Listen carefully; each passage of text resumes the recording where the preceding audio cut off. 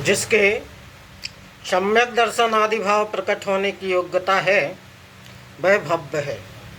भव्य जीव की सामान्य परिभाषा हम इस तरह भी दे सकते हैं कि मोक्ष जाने की योग्यता जिन जीवों में होती है वो भव्य जीव कहलाते हैं। भव्य जीव तीन प्रकार के होते हैं।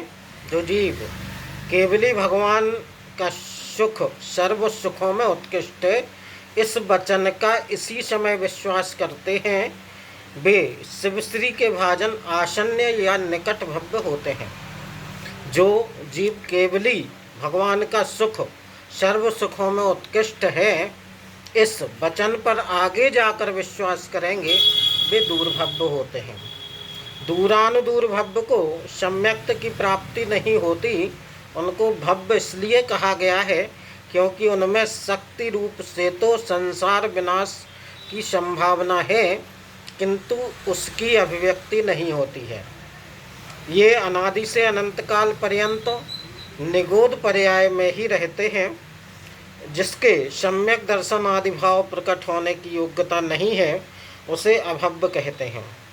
अथवा जो भविष्यत काल में स्वभाव अनंत चतुष्टयात्मक सहज ज्ञानादि गुणों रूप से परिणमन के योग्य नहीं है, या सामान्य भाषा में जो मोक्ष नहीं जा सकते, वो अभव्य हैं।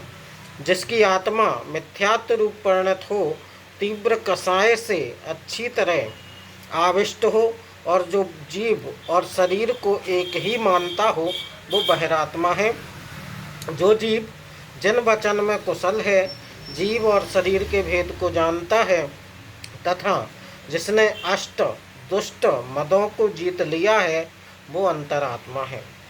केवल ज्ञान द्वारा सभी पदार्थों को जान लेने वाले, शरीर सहित अरहंत और सर्वोत्तम सुख को प्राप्त कर लेने वाले ज्ञानमय शरीर वाले सिद्ध परमात्मा हैं। आज इतना ही। कल फिर मिलूँगा एक नई जानकारी के साथ। तब तक के लिए धन्यवाद।